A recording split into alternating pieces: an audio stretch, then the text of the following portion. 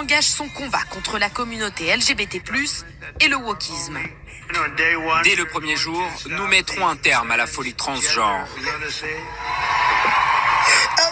Les traitements médicaux destinés aux mineurs souhaitant changer de sexe suscitent énormément de débats dans le pays. Levée de bouclier dans le camp républicain, Donald Trump entend agir rapidement et radicalement. Je signerai des décrets pour mettre fin aux mutilations sexuelles des enfants, pour exclure les transgenres de l'armée et de nos écoles primaires, de nos collèges et de nos lycées.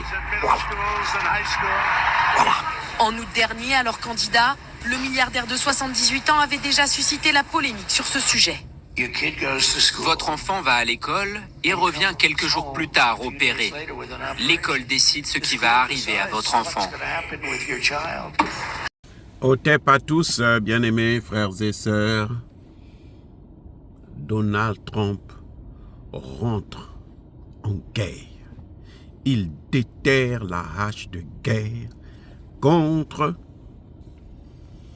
les hommes et les femmes. Aïe. C'est une guerre incroyable.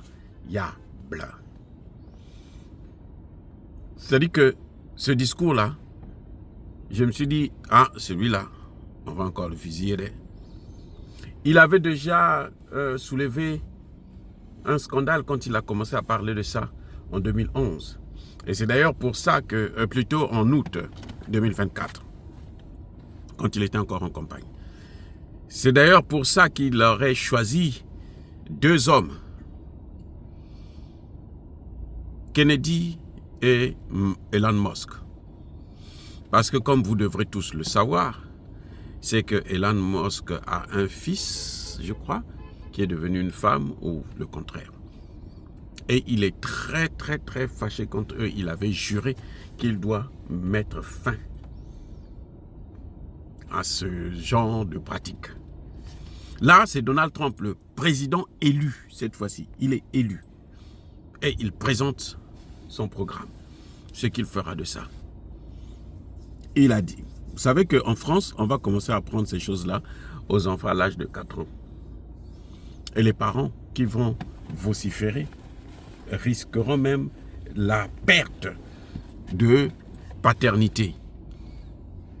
La perte parentale, je veux dire. C'est-à-dire qu'ils ne seront plus les parents, ce sera maintenant l'État. Eh oui, c'est pas moi, c'est Donald Trump. Question. Lorsque le nouveau président Mahama du Ghana a soulevé cette question, l'Union européenne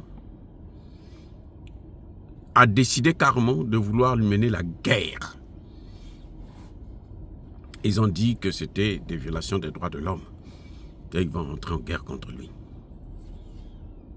Eh oui.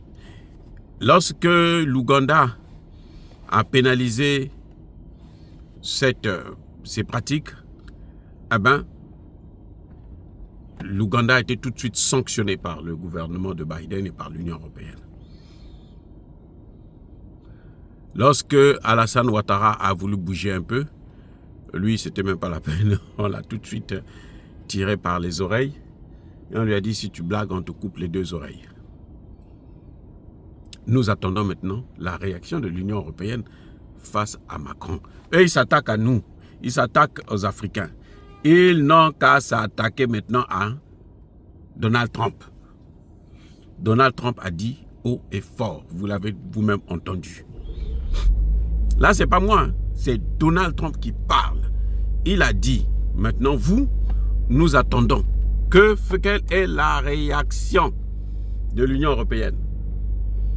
Ça fait quelques jours qu'il a parlé. Hein. Je veux savoir qu'est-ce que l'Union européenne a dit. Qu'est-ce que Macron a dit? Qu'est-ce que Macron dit? Il n'a qu'à ouvrir sa gueule.